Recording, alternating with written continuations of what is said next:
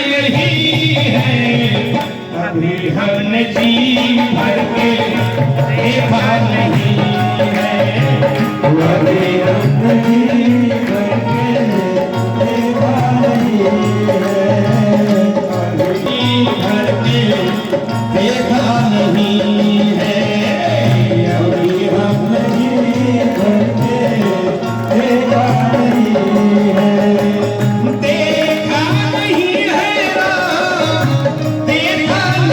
नहीं है, कभी हमने जी भर के देखा नहीं है। भगवान के दर्शन के लालच में रोक कर रखा, अथवा माली क्यों नहीं जाने दे रहा है? माली ने तर्क दिया, प्रभु ये फूल का बगीचा है, मैं इस बगीचे का माली हूँ, माली की जिम्मेदारी है बगीचे की हिफाजत करना। और वेदों ने कहा है, शास्त्रों ने कहा है कि आपका एक नेत्र सूर्य और दूसरा नेत्र चंद्रमा है। रोज ब्राह्मण लोग वेद मंत्रों में पढ़ते हैं, सुनाते हैं क्या? कहा चंद्रमा मनसो जात चक्षुः सूर्यो अजायत श्रोत्राद वायुश्च प्राणश्च मुखादग्निरजायत। तो सरकार आपका एक नेत्र सूर्य है और दूसरा नेत्र चंद्रमा है। मानो माली कहना चाहता हो कि सरकार बगीचे में एक साथ सूरज और चंद्रमा दोनों चले जाएंगे तो बगीचे का एक भी फूल सही सलामत बचने वाला। सूरज उतना ऊपर रहते हैं, खोपड़ी गर्म हो जाती है, और कहीं सूरज और चंद्रमा दोनों एक साथ बगीचे में चले गए तो बगीचे का एक फूल सही सलामत नहीं बचेगा। असल में माली सब बहाना बना रहा है। माली भगवान को मुस्कुराते हुए भगवान को देख रहा था तो उसे बड़ा आनंद आ रहा था। वो सोचने लगा कि जिसको देखने में इतना आनंद आ रहा था, जरा उसको छू करके देखूं कैसा लगता है। छूने का बहाना चाहिए, कैसे छुए? उसने कहा आपका एक नेत्र सूर्य है, एक चंद्रमा है, हम बगीचे में कैसे जाने दें? राम जी ने कहा माली, वेदों ने कहा है मेरा एक नेत्र सूर्य है, एक नेत्र चंद्रमा है, लेकिन मेरा विश्वास करो मेरी आंखों में सूरज और चंद्रमा के जैसी गर्मी नहीं है। माली ने कहा हमको कैसे विश्वास हो? राम जी ने कहा छू कर देख लो। जब परमिशन मिला तो माली ने छू करके राम जी के मुखमंडल को देखा, यही तो चाहता था, छू करके देखा। राम जी ने कहा कोई गर्मी लगी? माली ने कहा गर्मी तो नहीं है। राम जी ने कहा आप जाएं अंदर। माली ने कहा गर्मी नहीं है, लेकिन फिर भी आप अंदर नहीं जा सकते।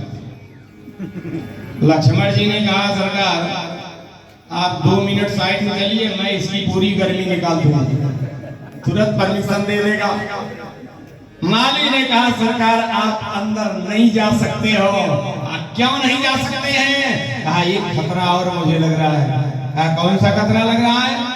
कहा महाराज खतरा ये लग रहा है कि हमने सुना है कि आपके चरणों में जो धूल है उस धूल में इतना जादू है कि उस धूल के जादू ने आते समय रास्ते में एक पत्थर की नारी को आसमान में सुंदरी नारी बनाकर उड़ा दिया। किसको? अहिल्या को सुंदरी नारी बनाकर उड़ा दिया चरणों के धूल के जादू ने। तो जिसके चरण के धूल में जादू होगा उसके हाथ में जादू नहीं है, इसकी क्या गारंटी है? कहीं चरण के छूने से पत्थर की नारी आसमान में उड़ गई और कहीं हाथ के छूने से हमारा पूरा बगीचे उड़ गया, तो हमारी नौकरी का क्या होगा? बोलिए शंकर भगवान की जय। राम जी ने कहा माली मेरे हाथों में कोई जादू नहीं है। उसने कहा मैं कैसे मानूं? और राम जी ने कहा छू करके देख लो। तो राम जी से हाथ मिलाया, हाथ मिलाना चाहता, हाथ मिलाया। राम जी ने कहा अब बोलो। उसने कहा कोई जादू नहीं है। राम जी ने कहा अब जाऊं अंदर? माली ने कहा महाराज जादू नहीं है,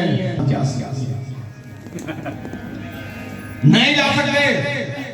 राम जी ने कहा तो माली इतनी जिद कर रहे हो कि मैं अंदर नहीं जा सकता, तो क्या गारंटी के साथ कह सकते हो कि पूरे बगीचे में कोई पुरुष नहीं है?